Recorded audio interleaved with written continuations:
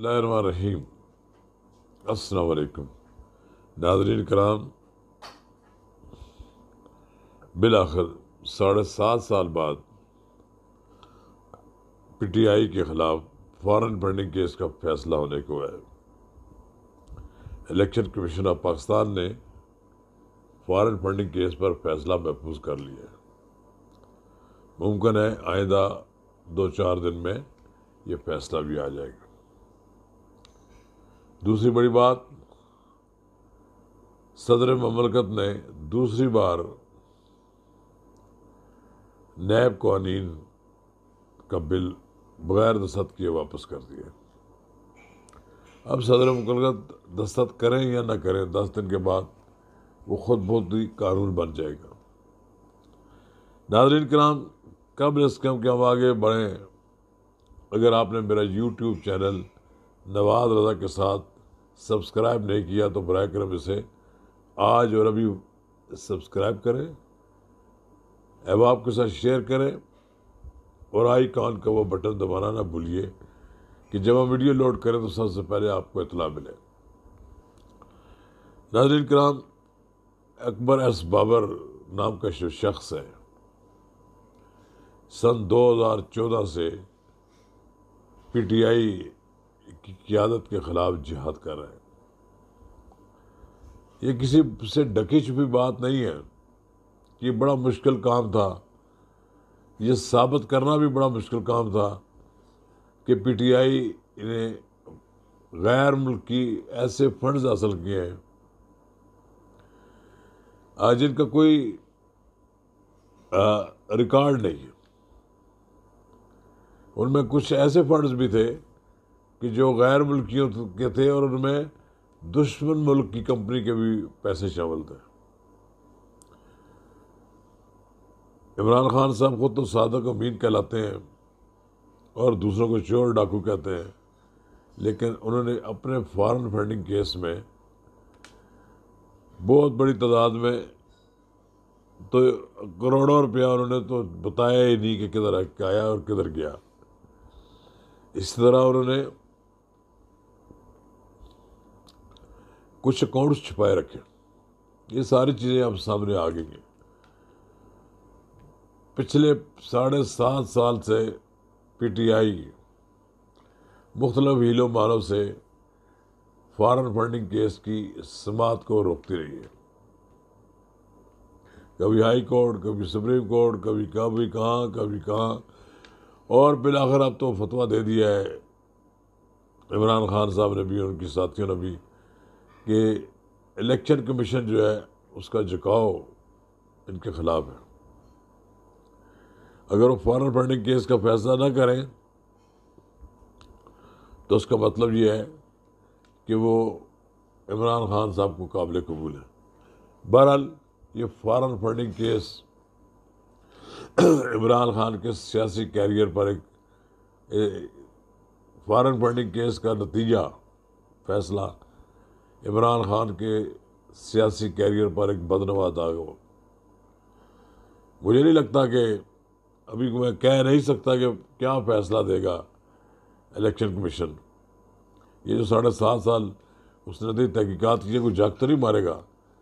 कुछ चीज़ें ऐसी बरामद हुई हैं जिनको वो अब तश्तज़बाम करेंगे। ये जो केस है ये इमरान खान की सियासत को ख़त्म कर देगा। जिस तरह नवाज शरीफ से के ख़िलाफ़ जो उस वक़्त शोर शराबा किया गया, तो जब देखा कि नवाज शरीफ नायल नहीं हो सकते तो फिर उनके ख़िलाफ़ एक कामे का केस लाए गए। फिर इसके साथ ही इमरान खान को भी अमीन और सादक का एक खिताब दिया गया। हमारी अदालतें तो ये कुछ करती रही हैं। अब ये जो केस है इसके लिए मुख्तलिफ मानों से, हीलो मानव से इमरान खान साहब उसको टालते रहे, लेकिन अब वो फंसे हुए हैं। मुझे लगता है कि PTI डिसबैंड हो जाएगी।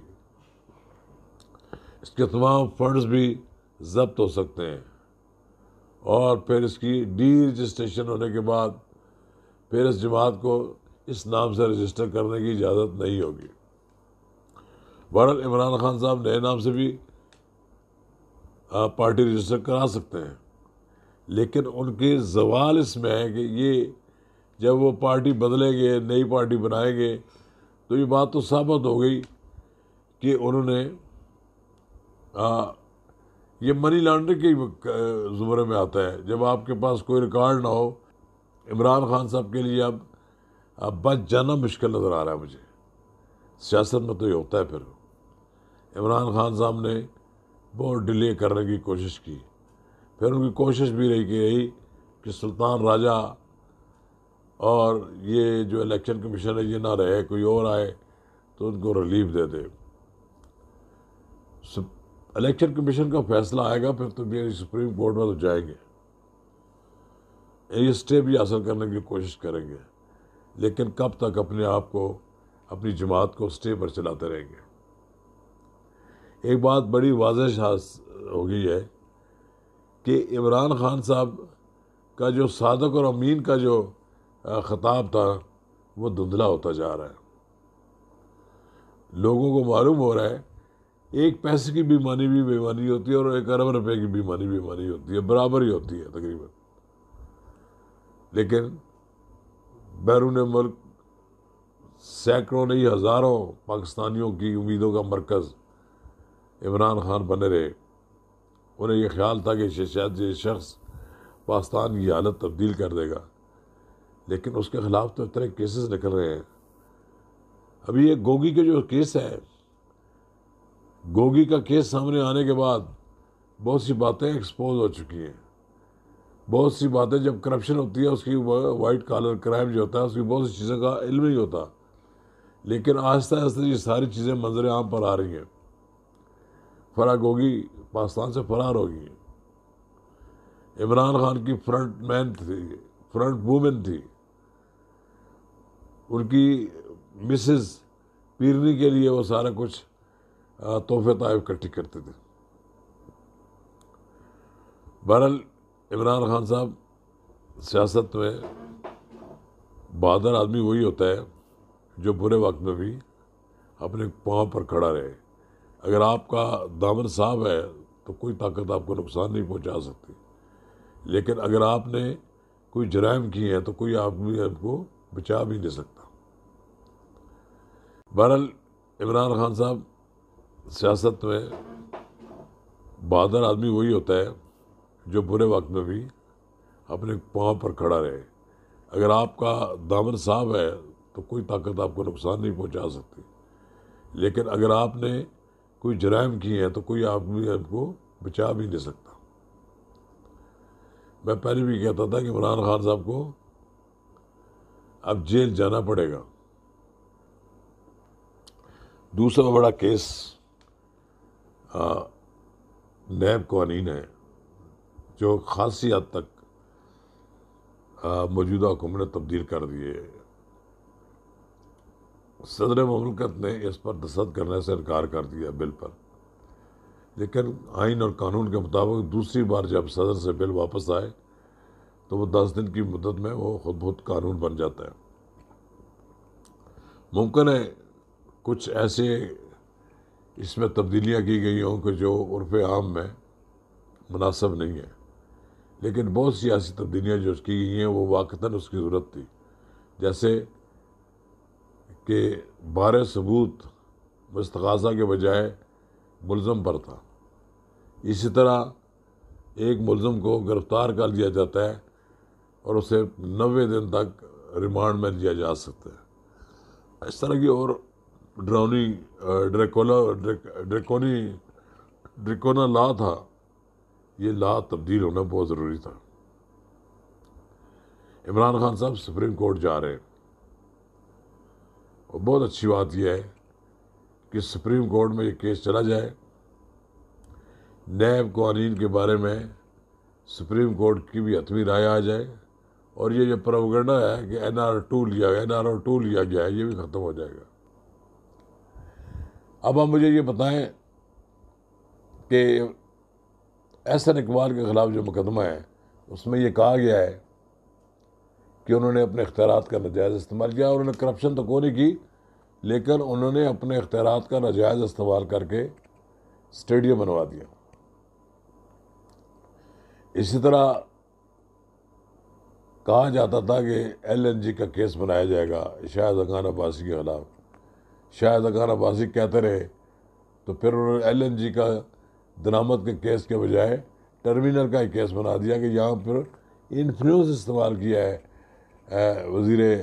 اس وقت کے وزیر پیٹرولیم نے، شاہد خان عباسی نے. اس طرح کی جو نیب قانون میں جو خرابیاں ہیں وہ دور کر دی گئی ہیں تو کوئی حرج نہیں ہے.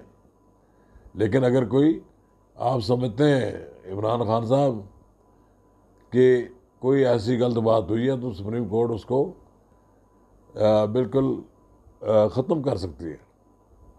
لیکن ایک بات واضح ہے کہ مختلف حکومتیں پچھلے 20 سال اس نیب کے قانون کو سیاسی مقاصد کے لیے استعمال کرتے رہے ہیں. اگر پہلی بار کسی حکومت نے اس نیب کے قانون کو تبدیل کرنے کی کوشش کی ہے تب اس کو ویلکم کرنا چاہیے. اور میرا خیال یہ ہے کہ یہ قانون تبدیل ہونے کے بعد ملک میں جو مختلف لوگوں کو سیاسی دباؤ کے تحت اپنی وفاداریاں تبدیل کرنے کے لیے ایک قانون استعمال کیا جاتا رہا تھا، وہ اس کا سلسلہ ختم ہو جائے گا.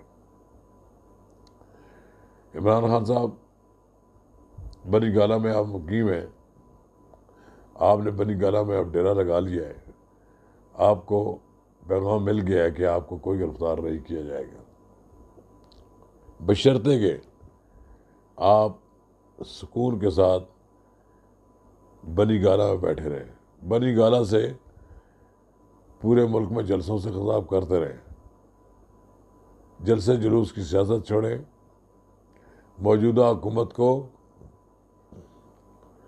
آگے کی طرف بڑھنے کا موقع فراہم کریں.